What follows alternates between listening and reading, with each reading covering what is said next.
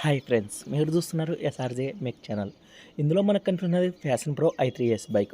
అన్న కర్నూలు నుంచి మన దగ్గరికి అయితే తీసుకొని వచ్చారు. మైలేజ్ రావడం లేదు, అలాగే జనరల్ సర్వీసింగ్ చేయాలి అని మనం రీడింగ్ అయితే జీరో చేసుకొని మైలేజ్ టెస్టింగ్ అయితే చేయడం అయితే జరుగుతుంది. మీరు అయితే చూడొచ్చు, మనకి మైలేజ్ అనేది తక్కువ వస్తుంది అని అయితే అన్న అయితే చెప్పారు.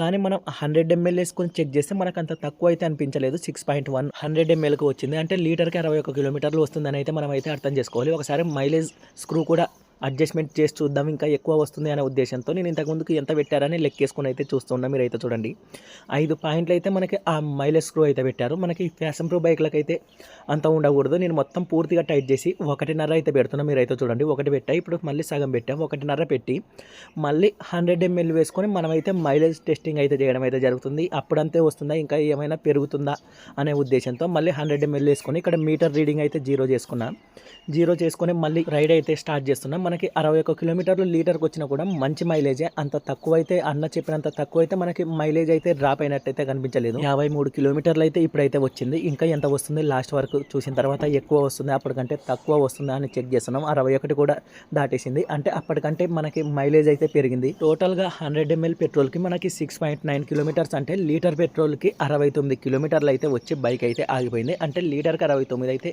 మైలేజ్ వస్తుంది. అప్పటికంటే 7 కిలోమీటర్స్ మైలేజ్ అయితే పెరిగింది ఫ్రెండ్స్.